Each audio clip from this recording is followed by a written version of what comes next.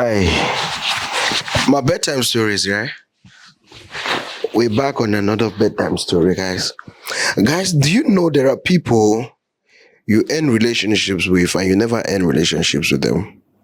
Do you know there are people you get over and you never get over them? Do you know there are exes you call exes but they're never exes? Let me explain this. There is a word, there is something they say constant communication creates connection. That's not a lie. Just imagine you, right? Texting somebody for 5 months on a row. You text this human being you've gotten connected with for 5 months, every blessed day.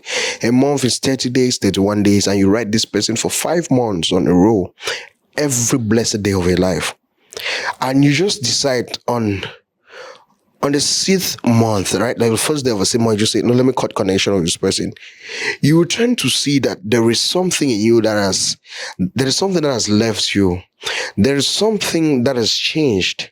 There is something about you that is not the same.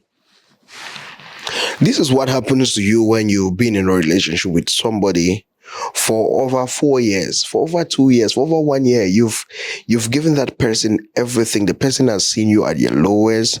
The person has seen you at your peak. The person has invested in you. And you both turn to say, I don't think this thing is the going again. Let's cut it off. Let's end it. It's not as simple as we say it, right? It's not as simple as it comes out. Because just imagine you've invested in this person, you've done everything for this person, and you just discover it's not going. What comes into your mind as a human is, so am I not supposed to fight for this thing I've built? Am I not supposed to fight for this thing I've suffered for, I've labored for? Also, you turn to end relationships with people without emotionally ending the relationships with them. That's why you hear a girl say, I'm not talking without my ex again. But 2 days, that ex calls, explains one or two lie stories, they'll steam it and knock. You hear somebody say, I'm over him, I've gotten married. She's married, right? No lies. But she's married to her husband physically and still married to her ex physically or emotionally. Not that she doesn't love her husband. She loves her husband. But there is a thing, there is a bond, there is a connection that she didn't actually, she told herself, I have let go of this, without telling herself, let go of this. You get my point? Why I say so is, most people end relationships without ending them. They keep telling themselves, I think he's going to come back to his senses. When he comes back to his senses, then we can make it work. That guy never comes back to his senses, but his dick always comes around. You get my point?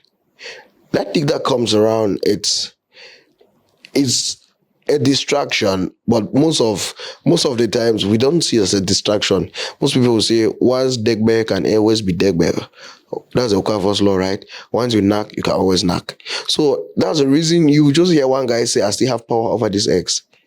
Not like the girl hasn't moved on, or the girl doesn't have a new one. The girl had moved on physically, but she didn't move on emotionally, because she created a space for that guy to come back and feel it. I can't invest in you. I can't invest in you for half of my life. Like, we have been through thick and thin. I've seen you in your worst and in your ups. And I just feel like, let me let you go. These guys usually think they will come back. That guy is going to come back to his senses. But these guys don't come back to their senses. They usually say, when you come back to your senses. These guys just want to come to their senses. So when they come around, it's always about just getting part of the cookie. But since women are women and they love us, they will always want to give us a chance and see that he wants to be right. He wants to make things right. And I just want to say, girls, it's okay. Just properly heal before you get into another relationship.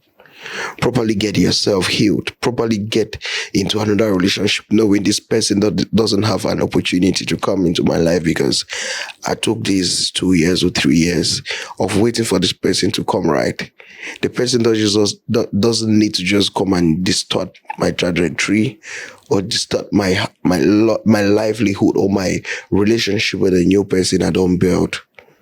When you tell yourself that there's never a day a guy will come. This is my story.